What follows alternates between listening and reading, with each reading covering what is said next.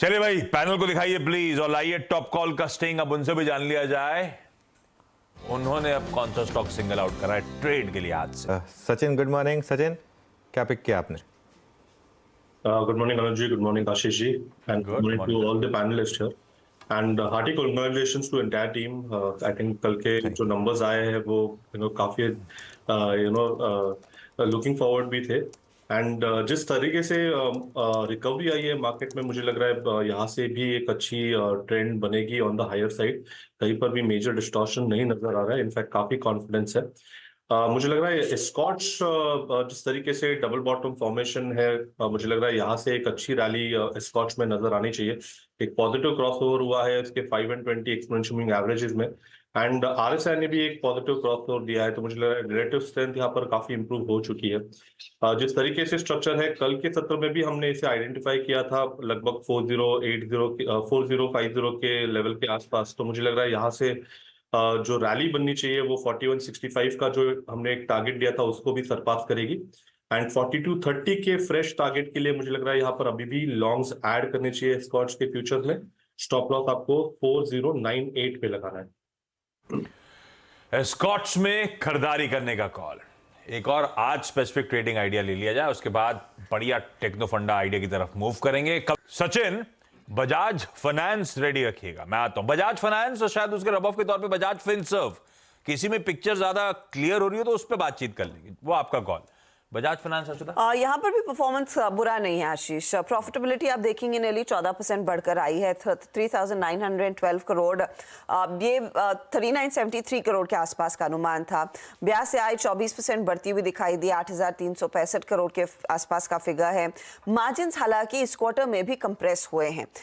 ये 23 basis point Q4 से Q1 में कंप्रेस होते हुए दिखाई दिए हैं. और याद रखिएगा पिछले क्वार्टर भी करीब 20-22 बेसिस पॉइंट मार्जिन में कंप्रेशन देखने को मिला था. तो मार्जिन्स उस लिहाज से अगर आप गौर करेंगे धीरे धीरे करके नीचे खिसकते हुए दिखाई दिए हैं. ग्रॉस एनपीए नेट एनपीए का आंकड़ा आपने देखा वो स्टेडी है, उसमें ज्यादा कुछ बदलाव नहीं. प्रोविजनिंग कवरेज रेशियो 56% के आसपास है, लास्ट क्वार्टर में 57% पर थी. अब कंपनी ने जो एसेट्स अंडर मैनेजमेंट का फिगर दिया है 31% उसमें इजाफा देखने को मिला है. Q1 के तौर पर डिसबर्समेंट्स का आंकड़ा 12,000 करोड़ के आसपास आया है, जहां पर Q1 of FY24 year on year ये 10,400 करोड़ के करीब था. और पर्सनल लोन जो डिस्ट्रीब्यूट हुए हैं इस पर्टिकुलर क्वार्टर में उसमें 58% तक की वृद्धि देखने को मिली है. जो बैन में प्रोडक्ट्स थे उनका इंपैक्ट इस क्वार्टर में नहीं आया है, क्योंकि वो मिड क्वार्टर ऑफ कोर्स हमने देखा अप्रूवल आया, उसका शायद ज्यादा इंपैक्ट Q2 ऑनवर्ड्स दिखेगा. बिल्कुल ठीक. ये है Bajaj finance. Inline type numbers, सही बात है. जो हमेशा बढ़िया आउट परफॉर्मेंस, अच्छा ट्रैक्शन दिखता था, वो मिसिंग आउट है इस बार के नंबर्स में. खैर सचिन, बजाज फाइनेंस या फिर इसकी होल्डिंग कंपनी बजाज फिनसर्व, किसी में कोई ट्रेड वेड या पोजीशनिंग कैसी लग रही है? देखिए आशीष जी, बजाज फाइनेंस तो काफी हफ्तों से यहाँ पर एक कंसोलिडेशन रेंज में ही लॉक्ड इन रहा है. इनफैक्ट ये जो डिक्लाइन भी हुई है काफी ग्रेजुअल है. तो मुझे लग रहा है 7300 on the higher side and 6400 on the lower side. I think इसी पर्टिकुलर रेंज में और थोड़े हफ्ते निकाल सकता है.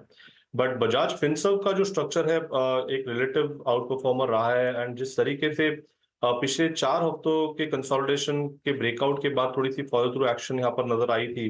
तो मुझे लग रहा है ये जो डिक्लाइन हुआ है ये एक अच्छी अपॉर्चुनिटी है स्टॉक को और ऐड करने के लिए अपने पोर्टफोलियो में. डिस्क्लोजर होगा कि हमने हमारे क्लाइंट्स को भी ये रिकमेंडेशन दी है from a long term perspective. एक काफी शानदार कॉन्ट्रैक्टिंग ट्रायंगल फॉर्मेशन है मंथली स्केल पे जो ऑलमोस्ट मैच्योरिटी स्टेजेस में है. एंड जिस तरीके से ओवरऑल स्ट्रक्चर है, मुझे लग रहा है जल्द ही मोमेंटम के लिहाज से भी 1720 1740 के आसपास के स्विंग्स बन सकते हैं. तो यहाँ पे बजाज फिनसर्व में खरीदारी करने की सलाह होगी ऑन डिक्लाइन. स्टॉप लॉस आपको लगभग अराउंड 1580 के आसपास लगाना है on a weekly closing basis, 1740 के पोजिशनल टारगेट के लिए.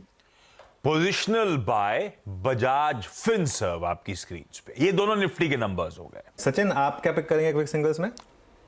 मुझे यहाँ पर जो रिकमेंडेशन हमने हमारे क्लाइंट्स को भी दी है वहां पर खरीदारी करने की सलाह होगी। इंडिया मार्ट में एक फ्रेश ब्रेकआउट हुआ है, पिछले 4 दिन के कंसोलिडेशन का ब्रेकआउट है। एंड जिस तरीके से ये वी फॉर्मेशन है डेली चार्ट पे, तो मुझे लग रहा है 3130 तक इंट्राडे स्विंग भी बन सकता है। सो स्टॉप लॉस आपको लगभग अराउंड ओपन लो के नीचे ही लगाना है 2894 पे, एंड खरीदारी करनी है इंडिया मार्ट के फ्यूचर्स में। इंडिया मार्ट फ्यूचर्स बाय लगभग 29-38 पे ट्रेड करता हूँ। सचिन, आपका एफएनओ सुपरस्टार क्या कह रहा है इस वक्त? वीरेंद्र जी, यहाँ पर मैक्स फाइनेंशियल सर्विसेज में एक काइंड ऑफ ब्रेकआउट है। एक अच्छे 8 महीने के हाइस को ये चैलेंज कर रहा है, तो मुझे लग रहा है यहाँ पर एक अच्छी रैली बन सकती है। इमीडिएट बेसिस पे इंट्राडे के लिहाज से 1085 का टारगेट होगा, बट पोजिशनली आई थिंक जिस इंटेंसिटी का ये ब्रेकआउट है, मुझे लग रहा है ये रैली लगभग अराउंड 1140 तक एक्सटेंड होनी चाहिए।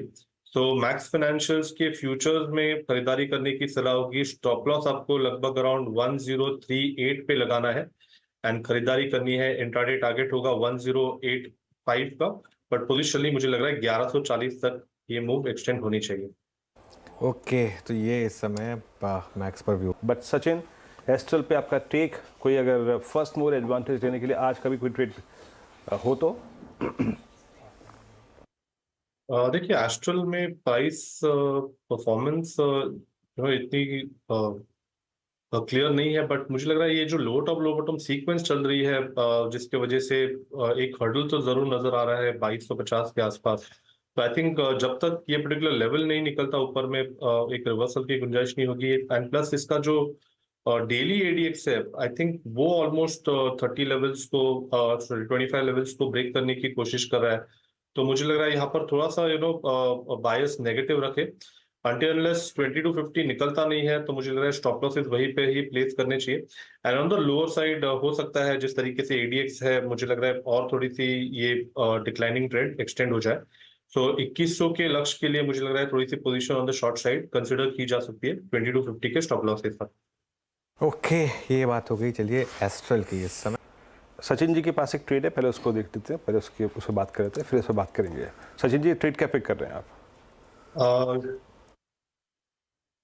वीरेंद्र जी, यहाँ पर एमजीएल में एक फ्रेश ब्रेकआउट होना चाहिए। मुझे लग रहा है जिस तरीके से ये टर्न अराउंड हुआ है, एक अच्छा सपोर्ट इसने वापस रिविजिट किया था 1700 के आसपास, और वहां से ये रैली बन रही है। तो इमीडिएट बेसिस पे ही मुझे लग रहा है 1806 तक की एक रैली बन सकती है। तो अभी भी यहाँ पर खरीदारी करनी चाहिए।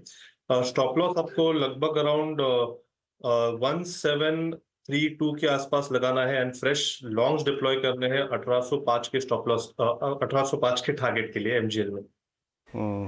अच्छा, ओके, चलिए अब एक काम करते हैं, इस शो को यहाँ समेटते हैं। गाबा सर, कविता जी, आपसे रिक्वेस्ट करूँगा अगले शो के लिए हमारे साथ बने रहें। संजीव होता जी, मानस जी, प्रशांत जी और सचिन जी, आप सबका बहुत बहुत शुक्रिया इस शो में जुड़ने के लिए। एक छोटा सा ब्रेक लेकर लौटते हैं 10 के दम ट्रेड्स में।